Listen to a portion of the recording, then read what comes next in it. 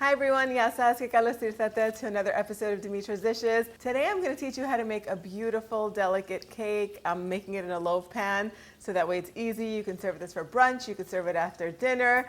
We're going to be making a pear and cardamom cake that's going to be aromatic, moist, and so good. Let's get started. Okay, we're going to begin with the dry ingredients. So in a large bowl, I'm going to add 1 3/4 cup all-purpose flour, half a teaspoon of baking powder, 1 teaspoon of baking soda, and 1 1/4 teaspoons of ground cardamom.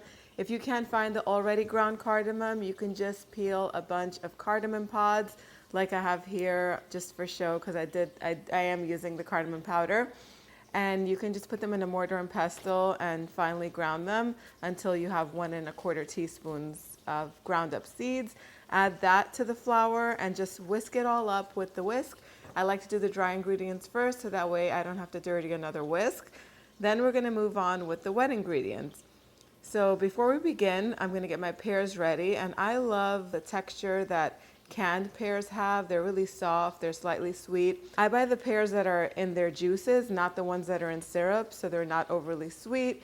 I just drain them. This is just 1 can, 1 8-ounce can. I'm just going to drain it, and then I'm just going to roughly chop the pears until they're little bite-sized pieces. Set that aside. If you don't have canned pears and you have really ripe fresh pears, you can go ahead and peel them and use fresh pears instead. Just chop them up.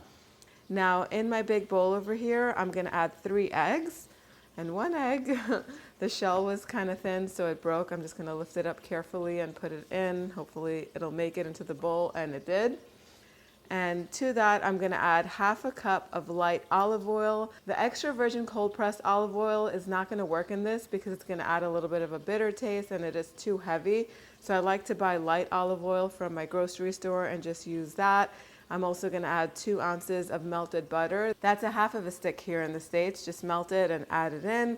1 cup of granulated sugar, 2 teaspoons of pure vanilla extract, and whisk that all together until everything is combined. Then go ahead and add 1 cup of yogurt. I like to add Greek yogurt because it's nice and thick. If you don't have Greek yogurt, you could do sour cream instead. Just add the yogurt and just whisk everything all together until it's nice and smooth.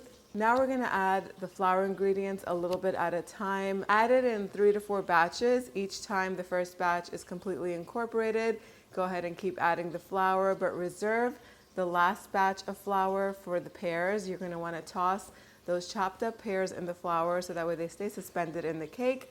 At this point, we're going to switch to a spatula, get rid of the whisk, otherwise the pears are going to get trapped in between the whisk and it won't blend in easily. So using a spatula, fold those pears in until you can no longer see the flour. I have a 9 by 5 inch loaf pan over here that's lined with parchment paper. I'm also going to spray it with this olive oil spray. You can spray it with avocado spray or maybe brush it with butter. That will work too. And then transfer all of the batter into the cake pan, and now we're going to put the topping. So for the topping, I have 1 pear. You're going to want to make sure that it's nice and ripe. It doesn't have to be too ripe, but it should be a little bit ripe so that way it's not crunchy once it's baked. So go ahead and slice it in half and carefully take out the core, and then slice it into 1/4 inch thick slices or even thinner. And now we're just going to put it on top of the cake as decoration. I like to just alternate their direction because they look really pretty. Once the pear slices are on, then I'm just going to tuck some almond slices in between the pears and around them. This is going to add some crunch and some great flavor. And now it's ready for the oven. So your oven should be preheated to 350 degrees Fahrenheit. The cake is going to bake on the center rack for between 55 to 65 minutes. It all depends on your oven, so keep an eye on it. Check it at around the 50-minute mark using a toothpick. Just insert it into the center. If the toothpick comes out with batter attached to it, it needs that extra 10 minutes. My oven usually takes the full 65 minutes, but again, keep an eye on it because everyone's oven is different. You don't want to overbake this cake. You certainly also don't want to underbake it. The toothpick should not go into the pear, right? It should go into the part where there's cake, more as close to the center as possible. And if it comes out with a few moist crumbs attached, it's done. Don't cook it any longer. But if it comes out with legit batter on it, it needs that extra time. It'll continue to cook as it sits out because it's gonna have lots of heat in there. Let it sit out at room temperature for about 45 minutes. It takes a while for this to cool down because it is a very thick cake. So you can even, after 15 minutes, lift it out and put it on a cutting board or over a cooling rack so it can cool a little bit faster. As it's cooling, you're gonna make the icing. If you're serving icing on top of it, why not? It's so good. It adds a little bit more sweetness, and these cakes, they kind of look like coffee cakes. They go so well with that icing on top, and it's so simple to make.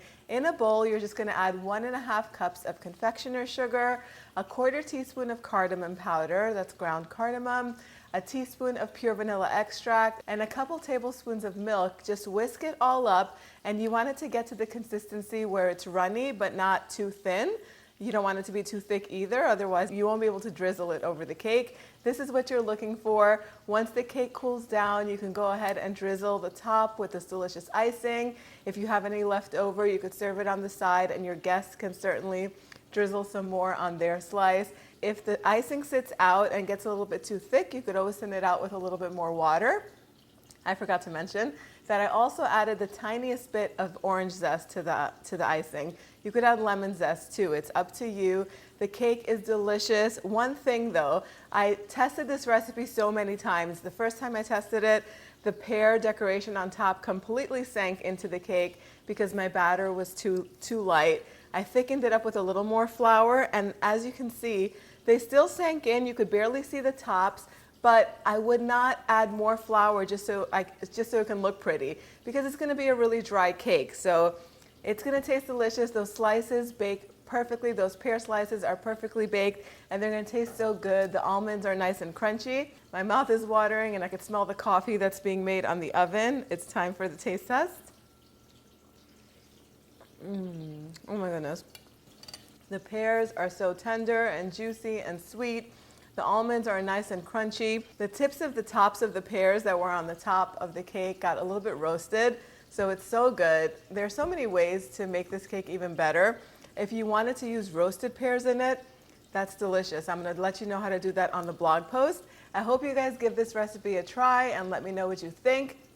If you don't like cardamom, you guys, you might love it after you try it in this recipe, because pear and cardamom is just a match that's perfect together. But if you don't like it, leave it out and put lemon zest instead. It won't be as good as this, but it'll still be moist and delicious. I hope you guys give this recipe a try. You can head on over to the website to print the recipe out. Thank you so much for spending time with me today. I'll see you all next time. Yes, us.